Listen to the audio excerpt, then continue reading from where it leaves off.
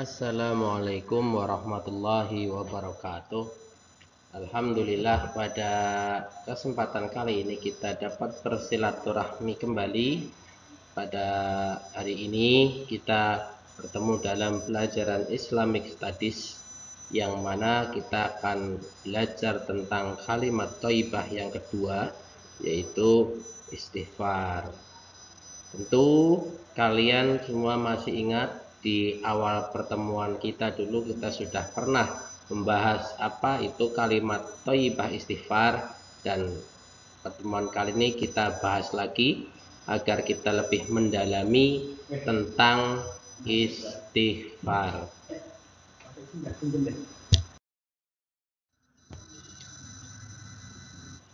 Selanjutnya kita mari belajar tentang pengertian istighfar. Istighfar itu apa sih? Nah, istighfar itu merupakan kalimat thayyibah, ya. Kalimat thayyibah, kalimat yang baik. Kapan istighfar diucapkan? Ketika kita sedang habis melakukan kesalahan seumpamanya, atau habis selesai sholat. Nah, adapun pengertiannya, istighfar adalah lafal mohon ampun, ya. Lafal mohon ampun atas kesalahan dan dosa. Ya, nih. Ada tuh lafal mohon ampun atas kesalahan dan dosa.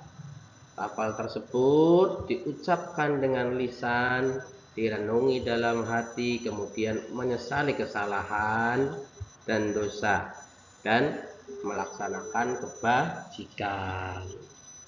Tuh, tentunya kita berjanji untuk tidak mengulangi kesalahan tersebut. Jadi istighfar itu merupakan penyesalan kita atas kesalahan atau dosa yang telah kita lakukan. Kita menyesal, kemudian kita melafalkan istighfar, astagfirullahaladzim. Seperti yang dulu pernah Mister sampaikan, kesalahan itu ada dua, ya.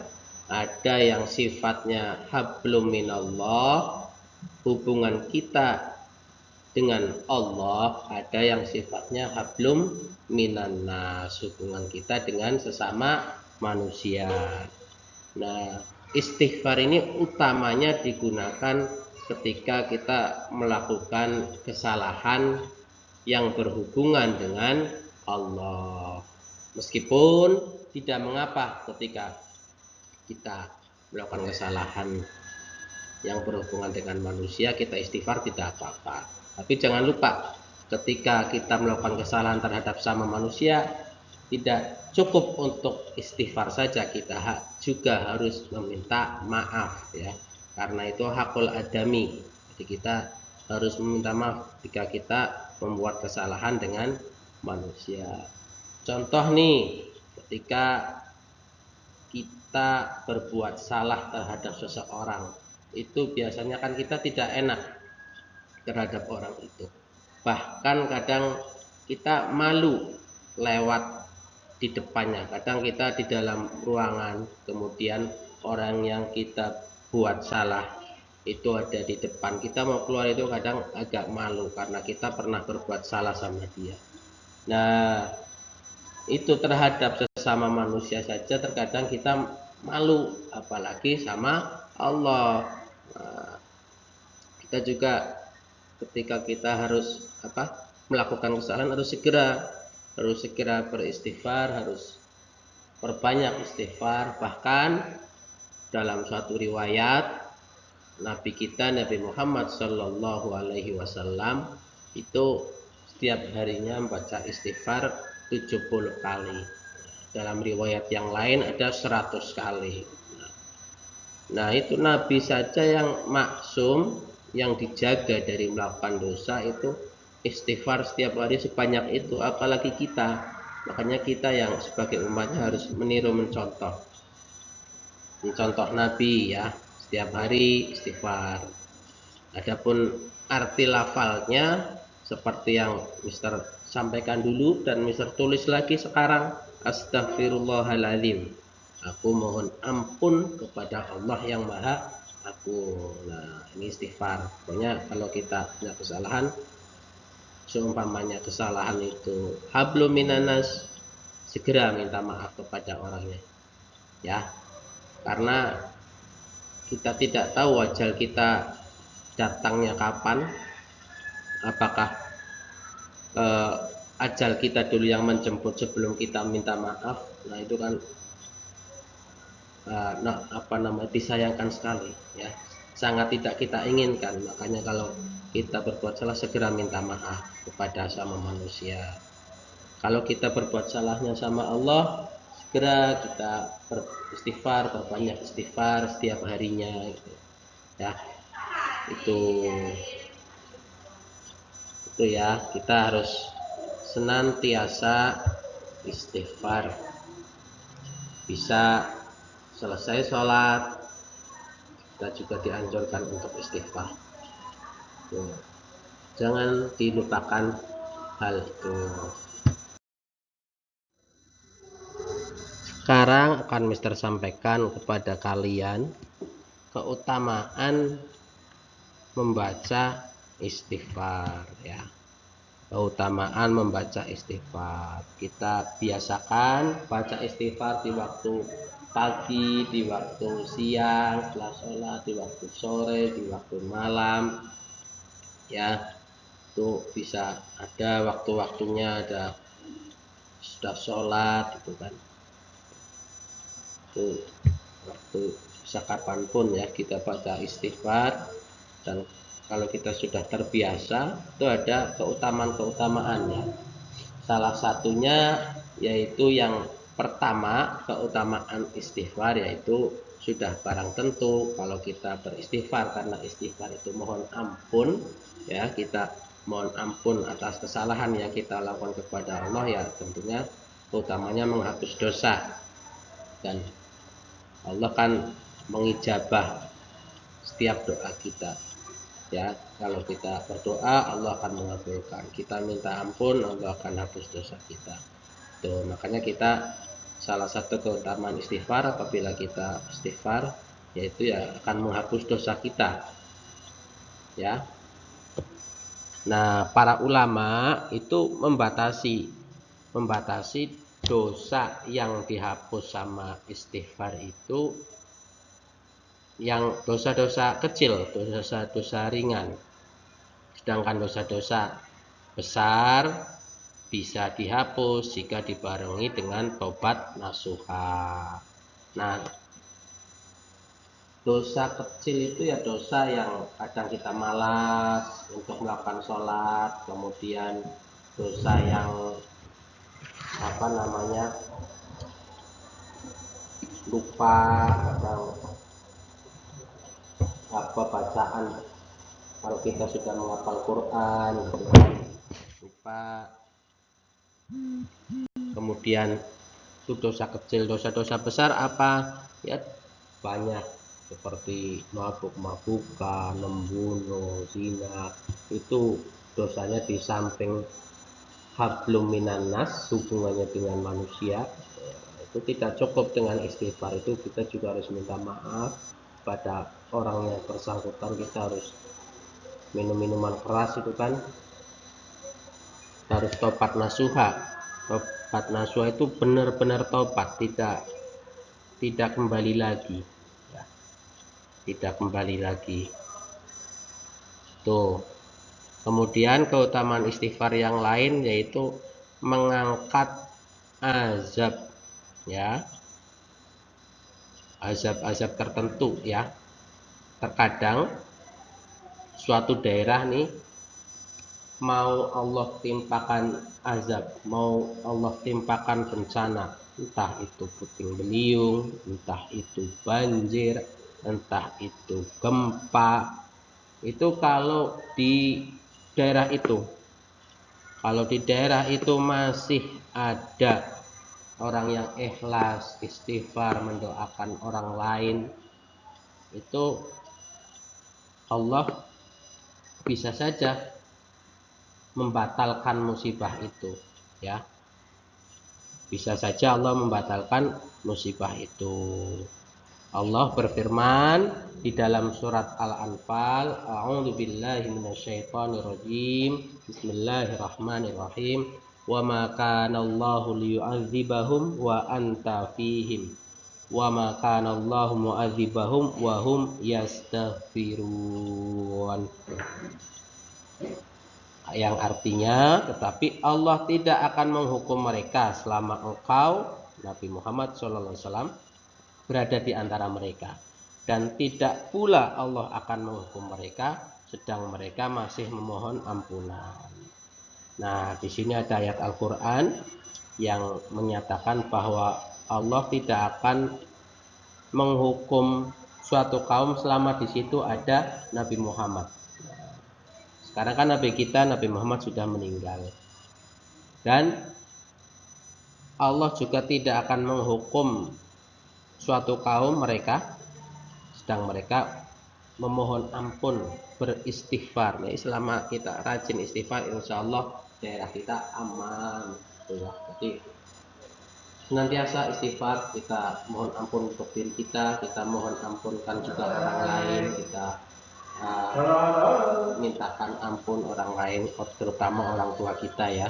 Itu kan kita baca doa tiap hari, tiap setelah selesai sholat, Rabbighfirli wali walidayya warhamhuma kama rabbayani shaghira. Kita minta ampun untuk diri kita minta ampun juga untuk kedua orang tua kita. Itu kalau khutbah, Allahumma fir lil muslimina wal muslimat wal mu'minina wal mu'minat. Itu khotibnya memohonkan ampun untuk semua orang-orang Islam, baik muslim laki-laki maupun muslim perempuan. Nah, itu salah satu keutamaan. Kemudian keutamaan yang lain, apabila kita nantiasa membaca istighfar, insya Allah mendapatkan kehidupan yang baik. Kenapa? Karena jiwa kita tenang ya. Insya Allah akan ridho dan kita dicukupkan kehidupan kita, maka jiwa kita tenang, enggak gerusa-gerusu, enggak galau gitu loh. Kalau jiwa kita tenang itu tidak galau ya. Tuh. Kemudian salah satu manfaat keutamaan istighfar yang lain menyebabkan masuk surga ya. Kemudian juga memudahkan rezeki. Tuh, keutamaan istighfar ya. Kemudian ada juga menjadi penyebab turunnya hujan, itu ada di buku paket. Nah, itu dalam suatu riwayat Nabi bersabda, barang siapa yang selalu beristighfar maka Allah akan menjadikan keluh kesah, kegembiraan, kesempitan menjadi keluasan. Nah, ini hadis Nabi nih. Nah, ya. Jadi kita biasakan istighfar agar hidup kita tenang, yang tadinya sempit jadi luas, yang tadinya keluh kesah jadi kegembiraan. Itu kata Upin Ipin, kata Nabi ya. Oke, dipahami ya. Oke, selanjutnya kita akan bahas tentang taubat.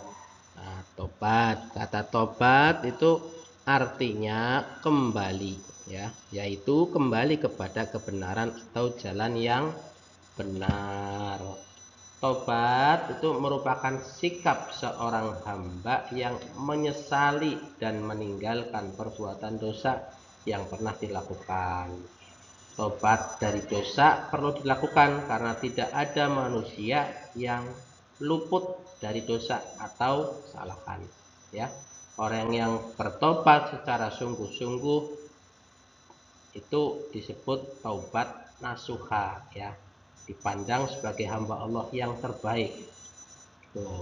Rasulullah bersabda, kullu ibni Adam khata'un wa khairul khata'ina at-tawwabun. Tiap anak keturunan Adam, tiap manusia ya pernah berbuat salah ataupun dosa. Sebaik-baik orang yang berbuat salah atau dosa adalah orang yang bertaubat. Maka dari itu kita harus tahu ya, apabila kita melakukan kesalahan ya tinggal kita taubat. Kita harus tobat nasuha tentunya, tobat yang sungguh-sungguh. Tidak kalau dalam dulu itu waktu Ustaz masih belajar sama seperti kalian itu ada istilah tobat sambel.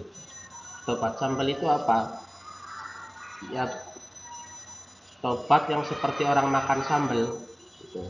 Katanya pedes, wah saya nggak mau makan lagi ini pedes sambalnya. Tapi besok lagi ada makanan pedes lagi, mau lagi. Terus besok saya nggak mau lagi pedes, perut saya sakit. Besoknya lagi ada makanan rujak yang pedas, mau lagi. Nah ini namanya tobat sambal. Katanya tobat tapi masih melakukan lagi. Nah itu tidak bagus, tidak benar. Kalau kita mau tobat harus tobat nasuha. Ya, tobat nasuha itu apa? Tobat yang sungguh-sungguh. Ya, tobat yang sungguh-sungguh. Kita kembali pada Allah, kembali kepada jalan yang benar dan tidak melakukan kesalahan lagi. Itu tobatnya harus benar-benar. Nah, yang namanya manusia kan sudah tentu kadang suka melakukan kesalahan, entah itu disengaja ataupun tidak disengaja. Ya, nggak apa-apa karena kita manusia, tinggal kita nanti bertobat. Kalau kesalahan ya bertobat baca istighfar.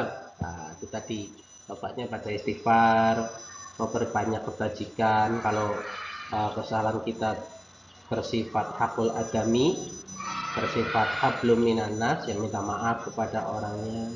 Tuh. Dulu juga nenek moyang kita Nabi Adam pernah melakukan kesalahan, ya.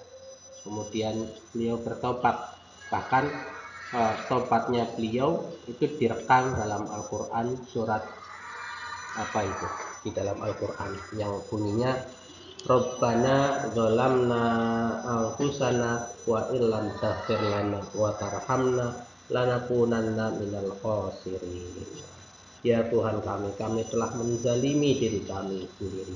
Jika Engkau tidak mengampuni kami dan memberi rahmat kepada kami, niscaya kami termasuk orang-orang yang rugi. Nabi Adam dulu telah melakukan kesalahan, kemudian beliau bertobat memohon ampun kepada Allah. Pokoknya selama kita masih hidup ya, dan kita melakukan kesalahan, sesegera mungkin kita kita bertobat. Jangan sampai kita melakukan kesalahan kemudian kita tidak segera bertobat, keburu ajal menjemput, kita telat. Itu tidak bisa. Seperti halnya Fir'aun. Kalian tahu Fir'aun yang memusuhi Nabi Musa, yang mengejar-ngejar Nabi Musa, kemudian dia tenggelam ya, mengejar Nabi Musa kemudian menyeberangi Laut Merah. Raja Fir'aun mengikuti dari belakang. Setelah Nabi Musa melewati lautan, setelah selesai menyeberang, ternyata lautannya menutup kembali dan Raja Fir'aun pun tenggelam. Nah itu ketika tenggelam, ketika di akhir mau mati, mau lagi dicabut nyawanya sama malaikat Israel, itu ini Raja Fir'aun itu sempat mengakui ternyata Tuhannya Nabi Musa ini benar dan saya itu salah, dan dia mau bertobat itu, tapi kan sudah terlambat, sementara ajalnya itu sudah lagi ditarik sama malaikat Israel, sama malakul maut. Nah ini sudah terlambat. Jadi sebelum nyawa kita sampai di tenggorokan kita apabila kita melakukan kesalahan, kita harus bertobat, dan tentunya tobatnya tobat nasuha, bukan tobat sambel. Itu ya, paham ya anak-anakku sekalian. Nah ini saja yang dapat Mister sampaikan untuk pada kesempatan kali ini, semoga bermanfaat. Allahumma fiqhil aqwamit thoriq. Wassalamualaikum warahmatullahi wabarakatuh. berapa menit?